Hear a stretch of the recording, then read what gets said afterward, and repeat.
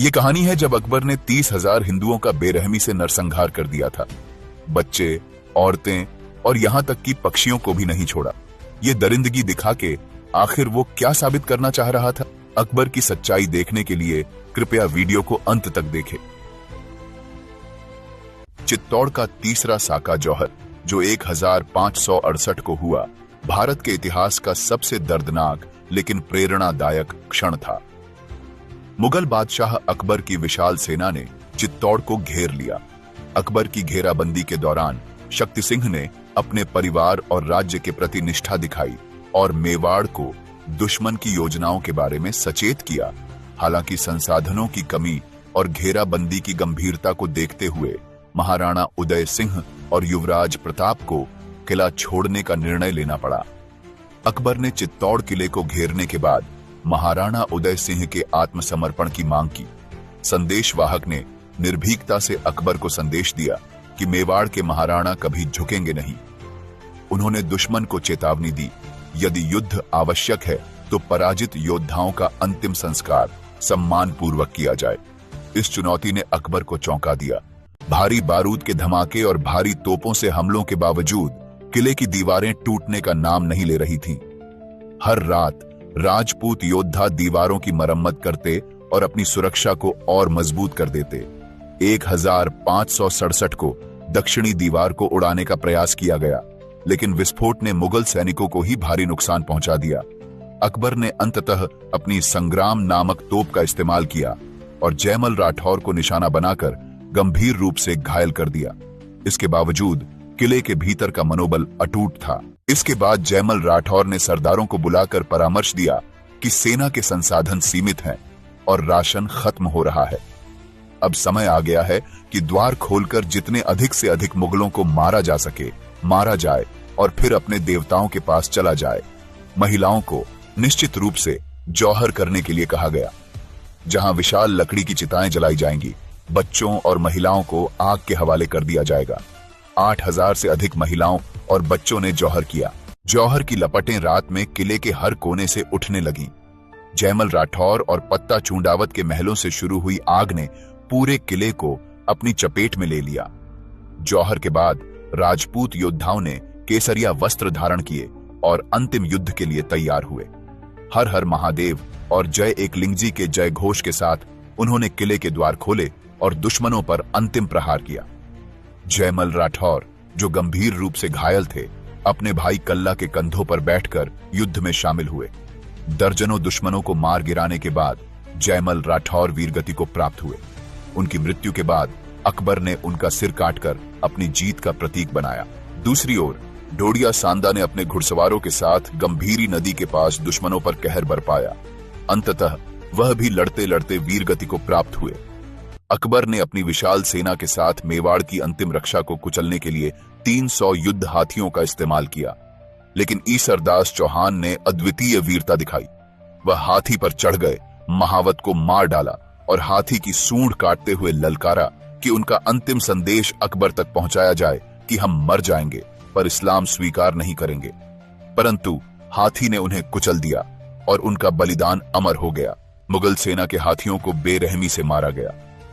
मुगल हमलों के बीच पत्ता चूंडावत ने चित्तौड़ के मंदिरों की रक्षा की। पत्ता चूंडावत वह घोड़े पर खड़े होकर हवा में उछलते हैं और सीधे मुगल योद्धाओं के बीच आकर बिजली की गति से तलवार चलाते हैं।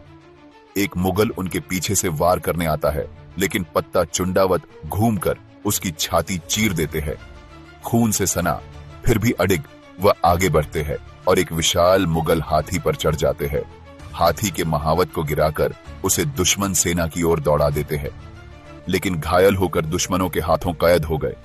रामद्वार पर अकबर ने उनका सिर कलम कर दिया। मुगल सेना संख्या में अधिक थी, लेकिन राजपूतों का पराक्रम अजेय था। एक राजपूत घायल होकर जमीन पर गिरता है, लेकिन अंतिम सांस तक लड़ने की शपथ निभाते हुए अपनी टूटी तलवार से ही दुश्मन की टांगें काट देता है। पास खड़ा दूसरा राजपूत अपने धड़ से बहता खून पोंछता है और आखिरी ताकत के साथ 5 मुगल सैनिकों पर टूट पड़ता है। अकबर की सेना ने निर्दोषों पर भी अत्याचार किया। 30,000 आम नागरिक, जिनमें महिलाएं, बच्चे, कारीगर और मजदूर शामिल थे, उनका कत्लेआम कर दिया गया। अकबर की निर्दयता यहीं नहीं रुकी। उसने आदेश दिया कि जो भी उसका विरोध करे उसे समाप्त कर दिया जाए।